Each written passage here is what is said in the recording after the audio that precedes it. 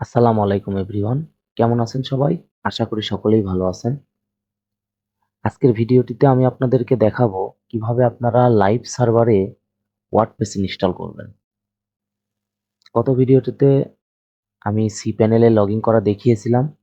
সেই cPanel-এ আজকেও আমি লগইন করব এবং সেখান থেকে লাইভ সার্ভারে ওয়ার্ডপ্রেস ইনস্টল করব। তো চলুন শুরু করা যাক ভিডিও। আমি ক্রোম ব্রাউজারটি ওপেন করে নিচ্ছি। এবার এখানে আমার সেই ডোমেইনটির নাম লিখছি, দেন এন্টার করলাম।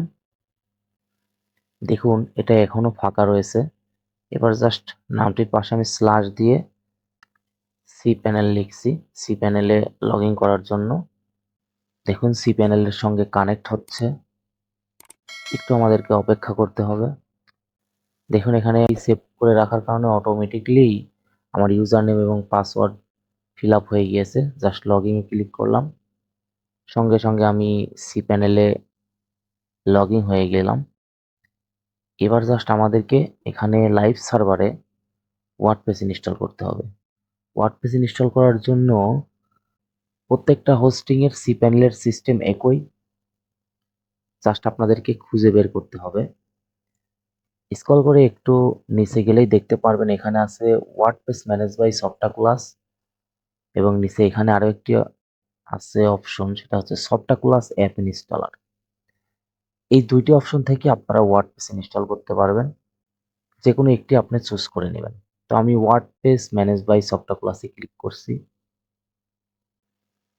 দেখুন এখানে লেখা দেখাচ্ছে install A fresh copy of WordPress. Just এই ইনস্টলে ক্লিক করবেন। ইনস্টলে ক্লিক করার পর নিচেই আপনার ডোমেনটি দেখাবে। দেখুন এটা আমার ডোমেন। তারপরে এখান থেকে আপনার হচ্ছে কি ইউজ করতে চান। তো আমার HTTPS আছে, এটাই আমি রাখছি, যেটা অটোমেটিক্যালি এখানে সিলেক্ট হয়ে আছে। যেহেতু আমি মেইন ডোমেনে ওয়ার্ডপ্রেসটা ইনস্টল করতে চাচ্ছি, তাই এই যে এই পাশে ইনডাইরেক্টরি এখানে কোনো কিছুই দিব না, এটা ফাঁকা রাখবো। আর এটা হচ্ছে আপনার ওয়ার্ডপ্রেসের ভার্সন। এখান থেকে আপনি ওয়ার্ডপ্রেসের ভার্সন সিলেক্ট করতে পারবেন। এখানে অনেকগুলা ভার্সন আছে, যেটা সিলেক্ট হয়ে থাকবে সেটা একদম আপডেট ভার্সন। যেহেতু নতুন ওয়ার্ডপ্রেস ইনস্টল করছি, তাই আমি আপডেট ভার্সনটি রাখবো। আর এখান থেকে আপনার অ্যাডমিনের ইউজার নেম এবং অ্যাডমিনের পাসওয়ার্ড আপনি চাইলে এমন রাখতে পারেন অথবা চেঞ্জও করে দিতে পারেন। ইউজার নেমটি অ্যাডমিনই রেখে দিলাম এবং এখানে একটা পাসওয়ার্ড দিয়ে দিচ্ছি, যেটা মনে থাকে যেহেতু। দেখুন এটা স্ট্রং হয়েছে 60%, এটা এনাফ। এটা হচ্ছে আমার পাসওয়ার্ড আর ইউজার নেমটি অ্যাডমিনই রাখলাম। এখান থেকে আপনারা সাইটের নাম চেঞ্জ করতে পারেন, চাইলে এমনও রাখতে পারেন। ওয়ার্ডপ্রেস ড্যাশবোর্ড থেকে এটা আপনারা চেঞ্জ করতে পারবেন। ল্যাঙ্গুয়েজ অটো সিলেক্ট হয়ে আছে ইংলিশ। এখান থেকে প্লাগইন যদি প্রয়োজন হয় এগুলো সিলেক্ট করে দিতে পারেন, বাট আমি সিলেক্ট করছি না, এগুলো পরেও অ্যাড করা যাবে। এবার জাস্ট নিচে অপশন পাবেন ইনস্টল, সরাসরি ইনস্টলে ক্লিক করে দিবেন। দেখুন এটা ইনস্টল শুরু হয়ে গিয়েছে। নিচে নোট দিয়ে রেখেছে 3 থেকে 4 মিনিট লাগতে পারে, বাট অত সময় লাগবে না, তার আগেই হয়ে যাবে।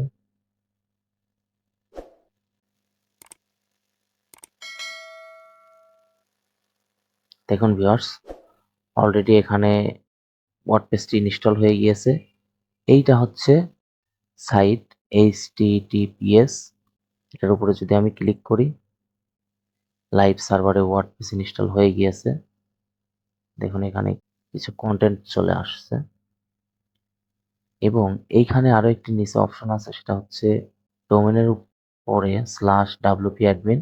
এইটার উপরে ক্লিক করলে আপনারা এই সাইটটির ব্যাক এন্ডে যেতে পারবেন। এছাড়াও আপনারা এই ওপেন হওয়া সাইটটির পাশে একটা স্ল্যাশ দিয়ে যদি wp একটা হাইফেন দিয়ে অ্যাডমিন লেখেন, তাহলে আপনারা এই সাইটটির ব্যাক এন্ডে যেতে পারবেন।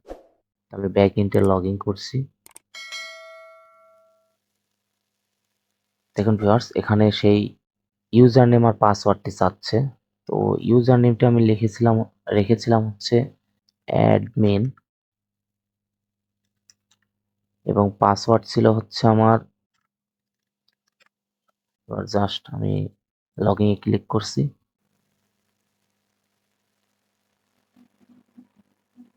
দেখুন ভিউয়ার্স, আমি অলরেডি এই ওয়ার্ডপ্রেস সাইটের ব্যাকএন্ডে চলে আসছি।